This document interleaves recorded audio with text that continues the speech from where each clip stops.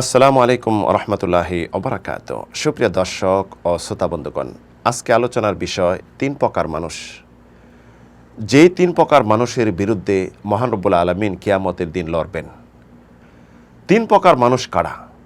কিয়ামতের দিন যখন সব কিছু ধ্বংস হয়ে যাবে, মানুষ যার যার কবর থেকে কিয়ামতের মাঠে উঠবে, জুতাবিহীন পোশাকবিহীন, তখন তাদের অন্তর ভয়ে কাঁপতে থাকবে, চক্ষু উপর দিকে উঠে যাবে, আর সবাই নিজকে নিয়ে ব্যস্ত থাকবে।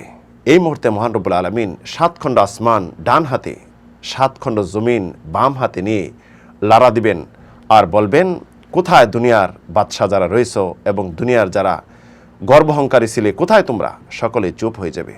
পরবর্তী মহান রব্বুল আলামিন জলেমদের বিচার করবেন, যারা দুনিয়াতে অত্যাচারী ছিল, সকল জলেমদের।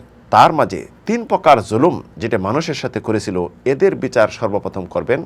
যে বিষয়ে রাসূল সাল্লাল্লাহু আলাইহি সাল্লাম আল্লাহ রাব্বুল আলামিনের পক্ষ থেকে বর্ণনা করেছেন হাদিসে কুদসিতে।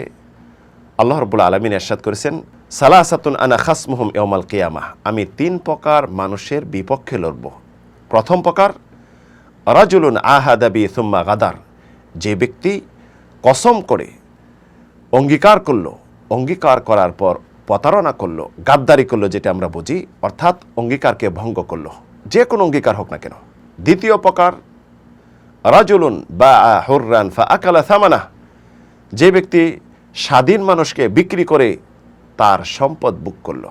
অর্থাৎ মানুষ সকলে স্বাধীন, আল্লাহ রাব্বুল আলামিন সৃষ্টি করছেন তার ইবাদতের জন্য, কিন্তু দেখা যায় শক্তিশালী হয়ে মানুষের উপর জুলুম করে, প্রভাব খাটিয়ে দুর্বলদের অর্থ আত্মসাৎ করে, তাদের উপর জুলুম করে, তাদের দিয়ে অর্থ উপার্জন করে বুক করে থাকে। এই সমস্ত যে করে সে হলো জলেম, তাদের বিপক্ষে আল্লাহ লড়বেন, এবং যে সম্পদ বুক করতেছে এটা সম্পূর্ণ হারাম। তৃতীয় শ্রেণীর, রাজুলুন ইস্তাজারা আজিরান ফাস্তাওফা মিন ওয়ালাম ইউতি হাক্কাহু, যে ব্যক্তি কোনো কর্মচারী নিয়োগ দিল, তার থেকে পরিপূর্ণ কাজ বুঝে নিল, কিন্তু তার হক আদায় করল না, কম বেশি করলো, যেটি চুক্তি ছিল এ অনুযায়ী তার হক থেকে তাকে প্রতারণা করে তাকে ঠকিয়ে দিল। তাই সুপ্রিয় দর্শক ও শ্রোতা বন্ধুগণ, আমরা বুঝতে পারলাম ৩ প্রকার লোক। আসুন এই সমস্ত নিন্দনীয় গুণ থেকে এবং নিকৃষ্ট চরিত্র থেকে নিজেকে রক্ষা করি এবং দুনিয়া আখিরাত উভয়কালে সৌভাগ্যবান হই। আল্লাহ রাব্বুল আলামিন তৌফিক দিন। আমিন, আল্লাহুম্মা আমিন।